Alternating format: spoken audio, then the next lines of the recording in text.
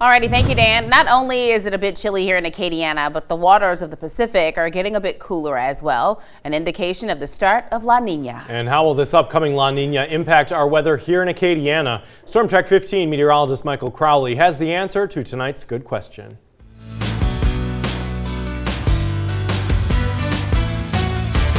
La Niña has finally arrived after being about 4 months late to the party. We were initially thinking this would arrive in August and September of this year, which is why we forecasted such an active hurricane season, because this suppresses thunderstorm development across Central America, which quiets down the winds in the Gulf of Mexico. Now, it was supposed to arrive in August and September, but here it is in January.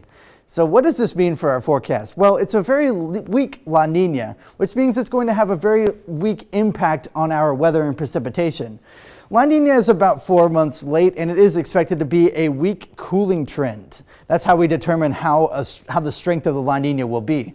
So will we be affected by this La Niña?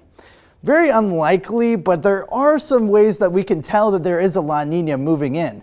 So the typical La Niña setup, we have a blocking high that's going to push that jet stream well up to the north, giving some very cold weather for portions of Montana, Wyoming, North and South Dakota, and very wet Pacific Northwest, which we've already been seeing lately.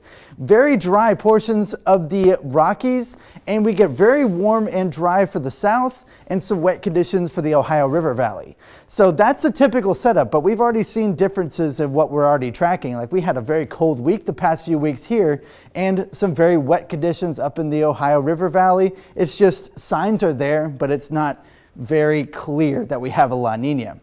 The biggest question that many of you have, will this last into hurricane season?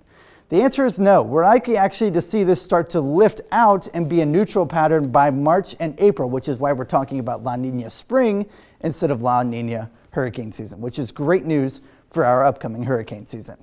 Now, if you have a good question of your own you want to see answered here on News 15, scan this QR code that you're seeing on your screen right now. That will send you over to my email, mcrowley@kadn.com, and I look forward to any question you want to send my way. I'm Storm Track 15 and meteorologist Michael Crowley. I can't wait to hear from you.